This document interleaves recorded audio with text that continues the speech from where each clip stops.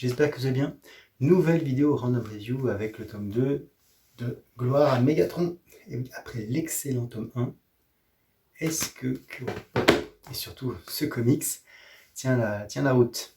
Alors déjà, toujours la même chose, hein, un très très grand format. Parce que voilà, je pars avec un comics taille normale, oui, beaucoup plus grand, c'est cartonné. 160 pages environ, 6 épisodes. Voilà. Donc là, on va il me semble, de l'épisode 6 à 12 ou 7 à 12. Je ne sais pas de bêtises, enfin bref. C'est la deuxième partie. Alors, le pitch de départ est très simple, hein, comme vous le savez. Et ben, Mégatron a gagné sur la Terre. Les Autobots sont en déroute, ils ont été renvoyés sur Cybertron. Ils n'ont pas d'énergon, ils sont très mal, et l'Essaim, qui est une espèce d'amas de Decepticons complètement dégénérés et très dangereux, est à leur trousse. Tout va bien. Et sur la Terre, les Decepticons mènent une politique plutôt désastreuse, hein, en détruisant tout ce qu'ils peuvent. Et l'Europe a décidé d'envoyer une bombe nucléaire sur New York. Voilà. Et les Américains, eux, ont envoyé un petit groupe de commandos chercher une arme pour pouvoir se débarrasser de Mégatron, qui leur semble être la cible rêvée pour arrêter le conflit. Voilà. Cependant, l'opération semble être un échec puisque le commando est attaqué et une seule personne est laissée est en vie, les autres étant mortes. Donc c'est mal barré. Voilà. Donc globalement, voilà, donc voilà les seins, vous pouvez voir effectivement cet amas de robots. Et puis bien sûr, côté Autobot, il y a eu le traître, puisqu'on sait qu'il y a un traître apparemment, mais qui, quoi, comment, qu'est-ce qui s'est passé, qu'est-ce qui a conduit à la défaite des Autobots.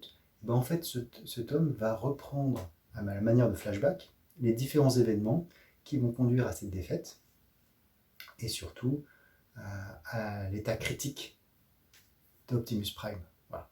Donc c'est un tome qui est vraiment bien fait, parce que, alors, au début j'ai eu un peu de mal, parce que déjà il y a une rupture graphique à un moment donné dans le comics. Ce qui change beaucoup, Guido Guidi qui était sur les crédits, j'ai oublié les données. Donc c'est Shane McCarthy qui est toujours au scénario, et on a Guido Guidi qui faisait déjà le tome 1. Mais après on a plein d'autres personnes, Eiji Su, Robert Deas et Emiliano Santalucia. Je pense que c'est Emiliano Santalucia qui est un petit peu en deçà graphiquement, et ça se voit. Bon. Donc je vais vous montrer dans quelques planches, hein. Alors sur ce tome-là, si on arrive globalement à récupérer tous les wagons, il y a certaines choses qui sont présentes dans les mini qui précèdent Gloire à Mégatron. Voilà, donc bon, on fait quand même le travail, et puis on arrive à s'en sortir, mais c'est vrai qu'au début c'est un peu compliqué. Donc voilà les pages dont je vous parle.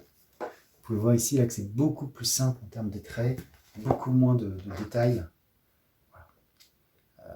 C'est assez dommage, on voit sur les personnages ici qui sont assez dessinés assez finement, alors qu'auparavant c'était beaucoup plus fin. Je vais essayer de vous remettre une planche avec des personnages humains pour que vous puissiez faire le distinguo. Mais en tout cas, dans ce tome, c'est vraiment... je vais essayer, les personnages humains, sans vous spoiler aussi, parce que du coup, ça serait un peu dommage que... Voilà, quelques humains qui sont ici. Vous pouvez voir, ils sont quand même assez différents et un peu plus travaillés au niveau des trames, au niveau des détails.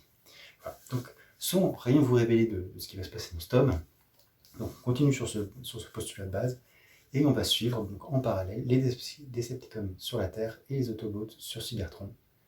Est-ce qu'il va y avoir une confrontation au bout de ce chapitre? Peut-être, peut-être pas, parce que bon, Cybertron et la Terre sont quand même assez éloignés, donc à suivre. En tout cas, ça reste une très bonne expérience de lecture pour moi, déjà parce que le grand format aide beaucoup. J'avoue que c'est vraiment agréable à lire. Même si les graphismes sont pas foufou par moment, ça reste plutôt pas mal. C'est dans l'action. Et puis ce qui est assez plaisant, c'est que pour le lecteur, on arrive à comprendre la situation du premier et avancer au fur et à mesure. Donc que du bon sur ce tome. Alors le prix est en adéquation avec le format et le fait que ce soit cartonné, hein. Ça coûte 18,90 €, mais on en a pour son argent, sachant qu'a priori il devrait y avoir 4 tomes pour cette mini. Et après, je ne sais pas si que Europop va enchaîner sur la suite ou éditer ce qui était avant, je ne sais pas. Tout dépend du succès, je pense, de cette première mini. Et j'aimerais bien savoir si Europop a d'autres comics dans sa banette, s'il compte éditer d'autres choses. Parce que ça, c'est IDW, pardon. Je ne sais pas s'ils ont d'autres choses. Il y a pas mal de choses chez Boom ou autres qui pourraient peut-être éditer, je ne sais pas. Après, voilà, à suivre. Comme d'habitude, si vous avez aimé, n'hésitez pas à lâcher un petit pouce bleu, à commenter si vous l'avez lu ou si ça vous tente de faire cette expérience de lecture.